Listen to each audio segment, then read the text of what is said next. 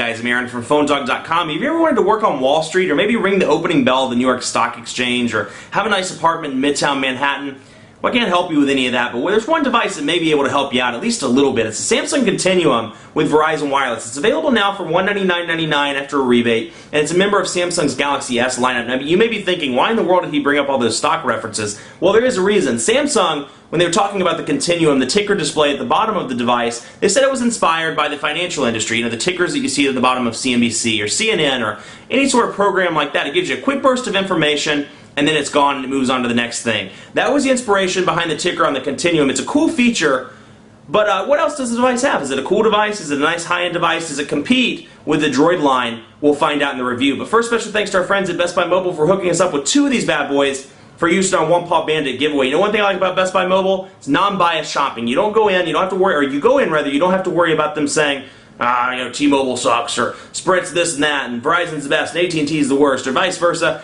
It's unbiased. They sell all the carriers. They're unbiased. You don't have to worry. You get the honest opinion, and you get what's best for you at Best Buy Mobile. Enough of that. Let's get into the review. The ticker-toting Samsung Continuum review starts right now. Okay, here it is. The Samsung Continuum with Verizon Wireless. Now, the unique thing about this device, not only does it have a main display, which is 3.4 inches, but it has a 1.8-inch ticker just below the capacitive buttons below the display. So pretty neat there. Kind of a unique touch. And you know, for me, I've been using the device for a couple of days. In my opinion, it's not really, it's cool, but it's definitely not a necessity item to have. That said, kudos to Samsung for thinking outside of the box and, and not doing a typical slab device or typical QWERTY slider or typical flip phone. This is something completely new.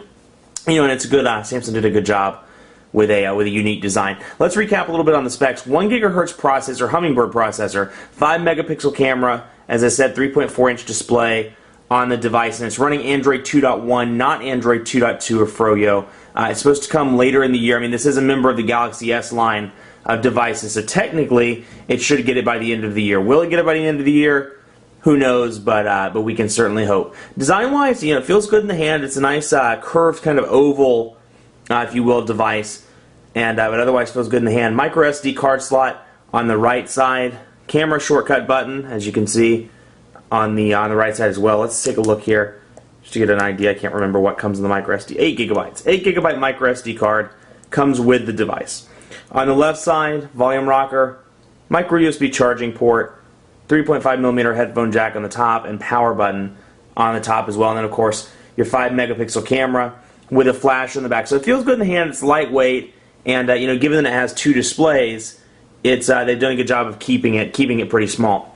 So if you worked with any of the Galaxy S devices, be it the Epic, the Fascinate, the Vibrant, the Captivate, or the Galaxy Tab, this user interface looks pretty familiar to it. It's Samsung's TouchWiz user interface, which is what comes on all the devices I just said.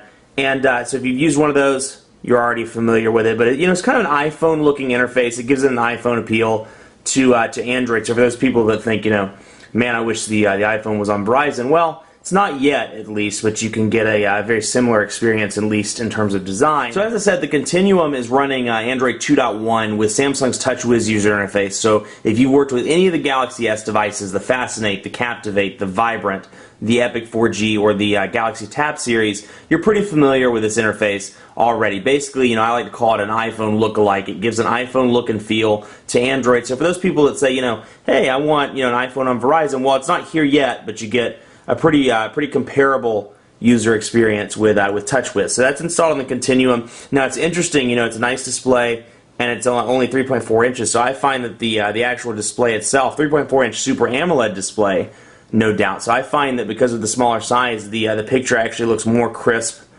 to me versus the 4-inch devices, the Galaxy S devices. But typical in terms of TouchWiz, typical Verizon programs installed: 3G mobile hotspot, Bing, Blockbuster, City ID, which Verizon installs. But then you see a couple of different, Car Cradle, Desk Cradle, Daily Briefing, which is Samsung's, well, just like it sounds, Daily Briefing. You get your weather, your news, your finances, and your schedule all in one place. So you have that. Of course, the typical programs pre-installed: Facebook, Android programs like Gallery and Gmail. But IM's on here: Kindle, Mini Diary, and Memo, which I've always complained that Android doesn't have a default memo application. It's nice to see on the Continuum, like the other Galaxy S devices that's on there out of the box. My Verizon Mobile, MySpace, Skype Mobile, Task Manager, which I'll get back to that a little bit more in depth in a few minutes, but it's nice to see a Task Manager pre-installed on the device, and it's a Task Manager by Samsung, so you don't have to go to the Android market and download Advanced Task Killer or anything of that nature. Tetris, Think Free Office, say it 3 times fast, Twidroid, VCast Music, VCast Tones, VCast Video, VZ Navigator, Write and Go YouTube, and then of course some stuff I've installed for the review, Quadrant Standard, and Speed Test. So typical Verizon programs, typical TouchWiz and Samsung stuff, and typical Android stuff. Now the home screens, you get 7 home screens, and you can configure that by clicking on the little icon, a little setup icon in the top left-hand corner, and then I can drag down the screen to change the order. So let's say I want to make this screen, I want to bring it over. So I'll hold it, drag it over, we'll stick it right there in the middle. So now that one's to the left of Buddies Now. So focusing a little bit more on TouchWiz, you'll notice a lot of changes outside of just the menu. It is a ground up way of looking at Android. So there's people that are used to a vanilla version of Android 2.1 or a vanilla version of Android 2.2. It's very much a different experience. I mean, you'll notice everything from the notifications bar, where you have your 4 shortcut buttons pre-installed up the top, Wi-Fi, Bluetooth, GPS, and Airplane. In the Continuum's case, it differs from Galaxy S device to Galaxy S device. But those four icons in the top corner to just the general color, blue and gray, versus being kind of the standard vanilla Android gray look with no buttons. So little differences like that. But one that just crossed my mind I forgot to talk about in the beginning, the body. The body's very different. The capacitive buttons, you take a device like the LG Optimus, which isn't an Android device, but you can see the capacitive buttons are clearly indicated even when the device is turned off. This is the search button, this is the back button. And same thing with a lot of the devices we're reviewing right now. The HD7, same thing.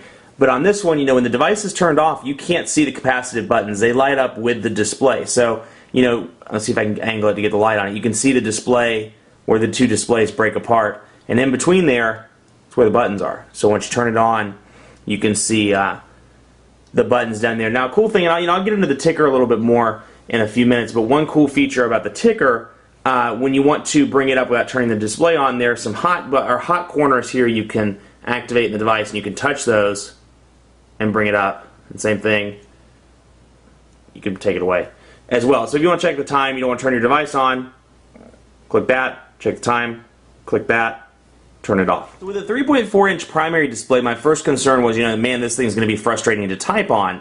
But when I went to the new message and I played around with it a little bit, it's not as bad as I thought. Now that said, if you're coming from a 4.3-inch device or a 4-inch device, the Evo, the HD7, one of the Galaxy S devices, the first batch of Galaxy S devices, it is a little bit smaller. You can see, the keys are small, and even though you can use it in landscape mode, still smaller display. So we can type something like hello. How are you? That's boring. Hello, how are you is pretty boring. Let's do the quick phone cat jumped and attacked the tablet dog. The quick phone cat jumped and attacked the tablet dog. So you can see, I was still able to type pretty quickly, even with the smaller 3.4-inch display. Now, with your input method, you get 2 options on the Continuum out of the box. You get swipe and the Android keyboard. I'm not a swipe fan. I think the world of the product, but I'm not used to using it as a keyboard in my everyday use. But works and is very functional as well. But again, even swipe users may be frustrated with the slightly smaller screen. So it's one of those things where I'd say take a look at it in store, especially if you're coming from a 4+ inch device. Take a look at this in store. Make sure the screen is big enough for you if you do a lot of messaging or emailing or anything of that nature. But otherwise, I've been very pleased with it. Now let's take a look at the ticker in action, because messaging is one of those places where when you have the device turned off, the ticker will light up when you get a text message. So I'm going to send a test text message from one of my devices over here in the corner, one of the demo devices, and you'll see it light up. Now, it's one of those things, like I said in the beginning of the video, there it is. You can see text message, hey, and it'll go away. Now I can bring that back up by hitting the hotkeys, as I said, and I can scroll from right to left. I can see my my newsfeed, Reuters, see my time, the weather in the left-hand corner, and I can go back here, and this is kind of my notifications menu. See if I can zoom it up where you can see those icons even though they're blank. Messaging, voicemail, email, missed calls, and social networking updates as well. So I'm working with this without the display being turned on at all, and I can access it from there. Now as soon as I want to read this message, it's not like I click the message and it lets me read it on the ticker. As soon as I click the message, it turns on the display. So it's one of those things. I definitely think it's cool. I definitely think there's a purpose. It's functional, but it's one of those things for me at least. If I'm going to click it and it's going to bring up the main display, why not just bring up the main display in the first place?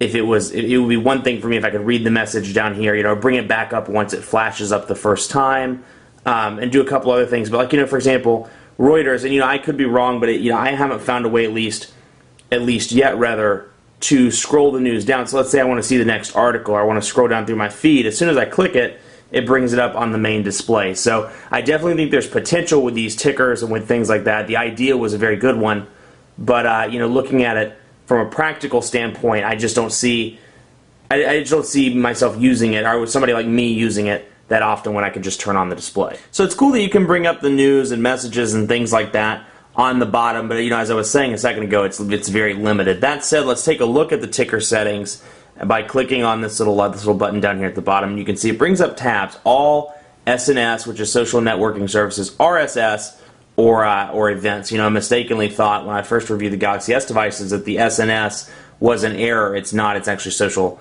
networking services. But you can see the RSS feed, and this is what I'm talking about. I'm looking at Reuters. I'm looking at that first article on Reuters. Let's say I wanted to see the next one after, the ESPN one about Duke leading and UConn moving to number 9. Now, if I wanted to read that, to my knowledge at least, I haven't been able to find a way to get to that without bringing the full display up. So it's a little bit limited in what it can do. But this is what you see when you bring up the ticker settings.